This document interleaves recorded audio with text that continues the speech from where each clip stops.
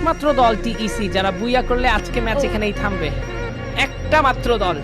এবার কিন্তু রিফ্লেক্সের দিকে গণক্ষমা কর্মসূচির দিকে না সরি মানে গণ পিটুনিতেই এগিয়ে যেতে চাইছেন। রিফ্লেক্স তো আসলে কোনোভাবেই ক্ষমা করতে চাইবেন না। ফাইট সবাই গোল গোল খুঁজছে, বাহ বাহ বাহ, কি ভালো ব্যাপার। এবং এটাই কিন্তু হয় রীতিমতো, এভাবেই কিন্তু রোটেশনটা হয়। রাইট সাইড কেন্দ্রিক একটা রোটেশন আমরা অল দ্য টাইম দেখতে পাই।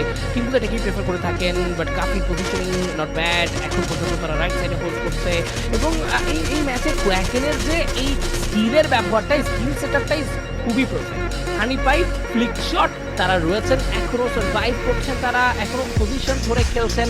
ফায়ার ভালচার্স অ্যান্ড রিফ্লেক্সের একমাত্র চোখের নজর এই ম্যাচের পুইয়া থামিয়ে যদি দিতে পারেন রেড হক্সকে সেটা ইজি হবে। কুট্টুসকে কিন্তু এই মুহূর্তে একদম হানি পাইপ ধরে রেখেছেন, আটকে রেখেছেন।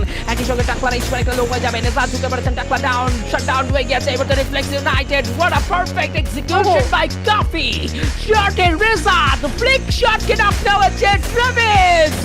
Rahat versus Travis, Rahat versus Travis, ট্রাভিসের কাছ থেকে নক। আবারও প্রবলেম সেট হলো। রিভাইভের জন্য নেজাদের কাছে যাবেন, রিভাইভ করেও দেওয়া হবে। সঙ্গে সঙ্গে রাহাতকে বাঁচাতে Nejad. Travis taken down by Kafi.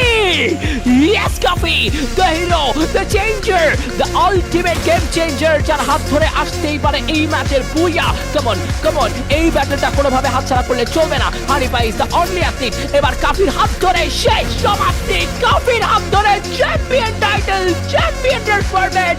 Yes, PEC got their champion title at very big game.